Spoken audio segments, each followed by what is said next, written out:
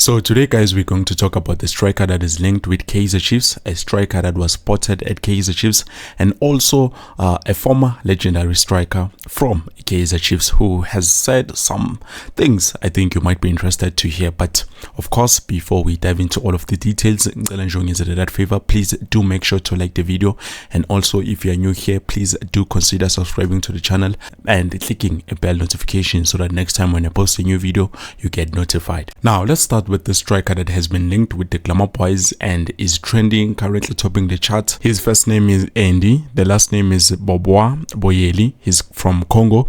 He's 23 years old of age and he's currently playing for Power Dynamos FC, and according to our reports, they say they are willing to let him go even though contract it ends next year in June around 2025. Now guys, to be honest, I don't know much about this player, but what I do know is that he's tall, 1.8 meters. He has played 4 CAF matches and he has scored 3 goals out of those 4 matches, and also with 0 assists. Now, to be honest guys, I don't know whether this is true or a manga, but so far he has been the talk of the town and a lot of people are talking about him.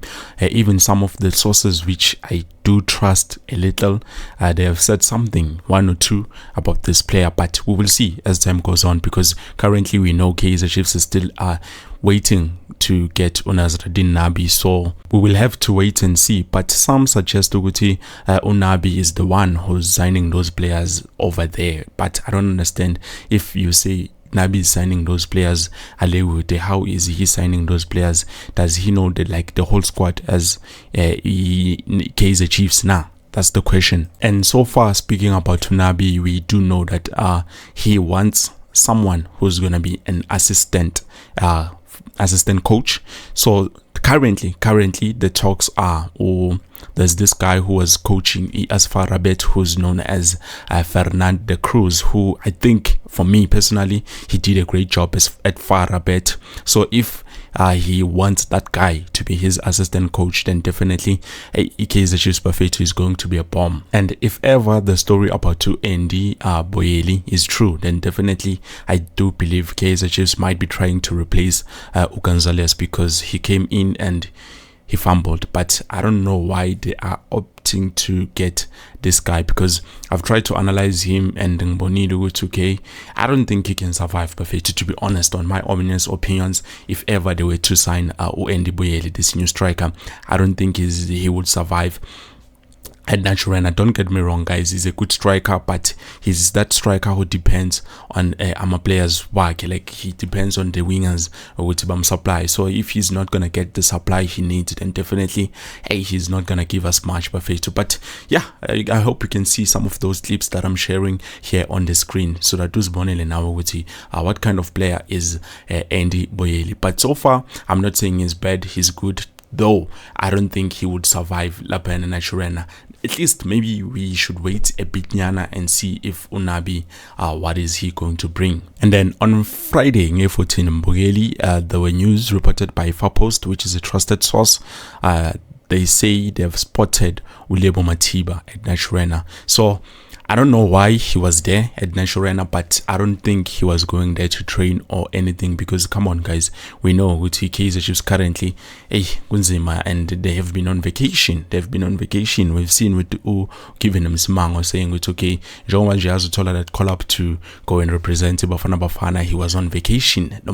So chances are they are still on vacation, but we've heard that they will resume everything and they are preparing for pre-season games, which will start from May 20. If not start from May 20, then obviously they're going to talk about it from May 20 and organize how are they going to do everything. But I still stand with my point when it comes to Lebo Matiba guys. I don't think Kaizer Chiefs needs this guy, to be honest. I don't think it needs this guy, even though he was spotted Naturena. Maybe he was there trying to negotiate with the club, because currently he's a free agent because of the injuries. So if Nati we going to sign this guy knowing he is injury prone, then definitely there's nothing we're going to get from him.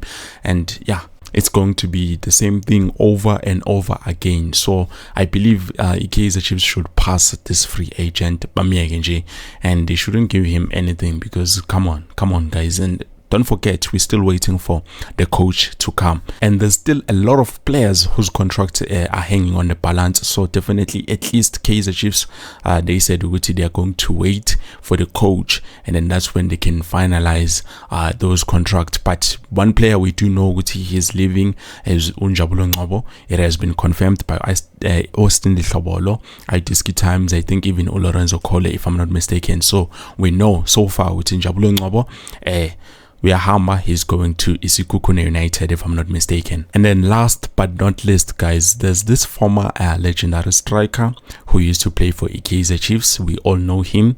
His name is Shane McGregor. Now, Shane McGregor has said some things about Kaizer Chiefs, his former club, and those things I do believe to be true. Some of them, Nyazi, they are hateful, but to be honest, guys, it makes you question, like, Uguti, what's really happening within the club because of the decisions that the club is taking and everything. But let's just hear his message and then we will take it from there. He says, "It affects everything, like you say. It is June and there is no coach. So how do you start preparing for a season when you don't have a coach? What does the coach want? How does he want to play? How does he want to change things? Does he want the players he's got? Does he not want the players?" Things like that. I know they are talking to a lot of people, but you are so right. They haven't done it. I mean, Liverpool knew they were losing Klopp. They already had the guy a long time ago.